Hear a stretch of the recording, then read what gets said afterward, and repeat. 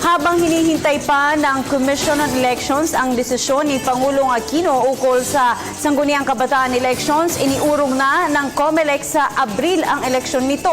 Ang ulat mula naman sa aming kasamang si Ria Fernandez.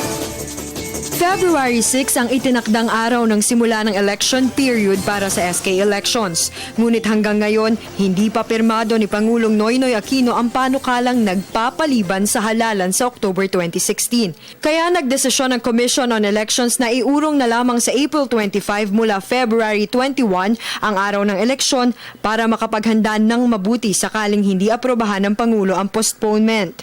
Batay kasi sa Omnibus Election Code, may karapatan ng COMELEC na ilipat o ipagpaliban ng isang eleksyon kung may panganib sa malaya at patas na halalan. In order to give more time to the process, and also because it has become for us necessary to get more time, in case the elections really push through after all of this, we've decided that the COMELEC has decided to postpone the SK elections to April 25. Pero nilinaw ni Director James Jimenez, tagapagsalita ng COMELEC, na ang kanilang pagpapaliban ay iba sa isinusulong ng Senado at Kamara de Representantes.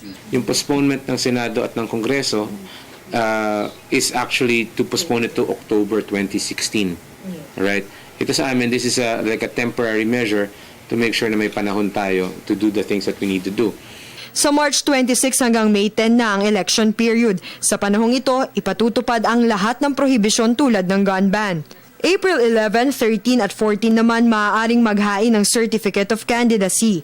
Habang April 15 hanggang 23 ang mga araw ng kampanya. Ngunit pagdating ng April 24, isang araw bago ang mismong halalan, bawal ng mangampanya. Magbubukas sa mga presinto para sa botohan mula alas 7 ng umaga hanggang alas 3 ng hapon. At dahil manual ang eleksyon na mayroon lamang humigit kumulang na 3 milyong rehistrante, agad ding mapoproklama ang mga bagong kabataang opisyal.